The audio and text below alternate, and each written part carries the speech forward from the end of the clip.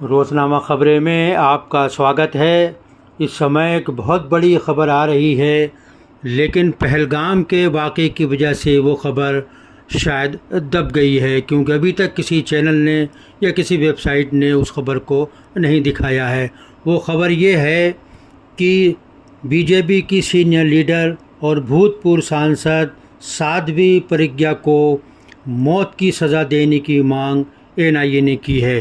NIA ने बम्बई की एक विशेष अदालत में 2008 के मालीगांव बम धमाका केस के तमाम 7 मुलजिमून को गैर कानूनी सरगर्मियां यानी यूएपीए की दफ़ा 16 के तहत सज़ाए मौत देने की मांग की है। भारतीय जनता पार्टी की रहनुमा और साबिक़ रुकन पार्लियामेंट साध्वी प्रज्ञा सिंह ठाकुर के साथ जो और दीगर मुलजिमीन हैं वो भी बहुत अहम हैं। उनके नाम हैं कर्नल प्रसाद पुरोहित, मेजर रमेश उपाध्याय, अजय राहीकर, समीर कुलकर्णी, स्वामी दयानंद पांडे और सुधाकर चतुर्वेदी। उन पर यह इल्ज़ाम लगाया गया है कि उन्होंने हिंदुत्व के एक बड़े साजिशी हिस्से के तौर पर इन धमाकों की मंसूबाबंदी की और उसे अंजाम तक पहुंचाया। ये बात भी नोट करने की है कि 2008 में मालीगांव बम ब्लास्ट हुआ था और ये केस 2008 से 2025 तक चला है। 17 साल से जारी ये केस उस धमाके से ही मुतालिक है जिसमें 6 मुसलमान हलाक और 100 से ज़्यादा ज़ख्मी हो गए थे। केस में दलाइल मुकम्मल होने के बाद एनआईए ने हफ्ते को अपनी हतमी तहरीरें और दलीलें दाखिल की हैं। लाइव लॉ के मुताबिक एनआईए की तरफ से दायर की गई चार्जशीट 1500 सफ़हात से ज़्यादा लंबी है। बहरहाल अदालत ने अपना फ़ैसला महफूज कर लिया है। बताया जा रहा है कि जज जस्टिस ए.के. लाहौती 8 मई को अपना फ़ैसला सुनाएंगे। जब तक ये फ़ैसला महफूज रहेगा। एक दिलचस्प बात यह भी है कि साध्वी प्रज्ञा को इससे पहले एनआईए ने ही क्लीन चिट देने की कोशिश की थी और अदालत में कहा था कि इनके ख़िलाफ़ कोई सबूत नहीं है और ये बेकसूर हैं।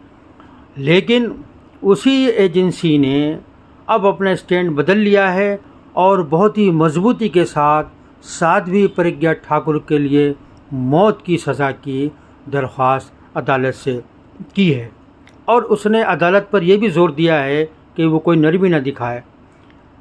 323 गवाहों में से 32 ने मुबैना तौर पर दबाव में अपने बयानात से मुनहरिफ हो गए थे। साध्वी प्रज्ञा कौन है ये सब जानते हैं। ये वही साध्वी प्रज्ञा ठाकुर हैं जो बीजेपी की सीनियर लीडर हैं। 2019 में उन्होंने कांग्रेस के सीनियर लीडर दिग्विजय सिंह को बड़े मार्जिन से हराया था और लोकसभा में पहुंची थी। ये वही प्रज्ञा ठाकुर हैं जिन्होंने गौमूत्र को कैंसर के इलाज के लिए फ़ायदेमंद होने का दावा किया था।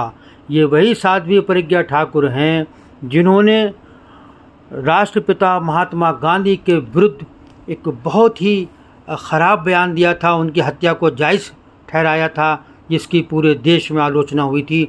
और उन्होंने गांधी जी के हत्यारे नाथूराम गोडसे की प्रशंसा की थी। ये वही साध्वी प्रज्ञा ठाकुर हैं जिनके इस बयान पर माननीय प्रधानमंत्री नरेंद्र मोदी जी ने कहा था कि मैं उनको अपने मन से कभी माफ़ नहीं कर सकूंगा। ये वही साध्वी प्रज्ञा ठाकुर हैं जिन्होंने बम्बई बम धमाकों में शहीद हुए हेमंत करकरे के ख़िलाफ़ इंतहाई बेहुदा बयान दिया था। इन्होंने भारत के शहीदों का भी अपमान किया था। उन्होंने शहीद करकरे के बारे में कहा था कि ये अफसर मेरे शराब से मारा गया।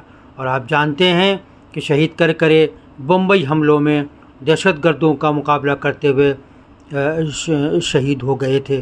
तो साध्वी प्रज्ञा का भविष्य क्या होगा कि 8 मई को उनको मौत की सज़ा सुनाई जाएगी या अदालत को एनआईए के सबूत में जान नज़र नहीं आएगी, उनको हल्की सज़ा होगी। लेकिन ये बात तो कही जा रही है कि प्रज्ञा को कोई ना कोई बड़ी सज़ा तो ज़रूर मिलेगी। इसका पता 8 मई को ही चलेगा।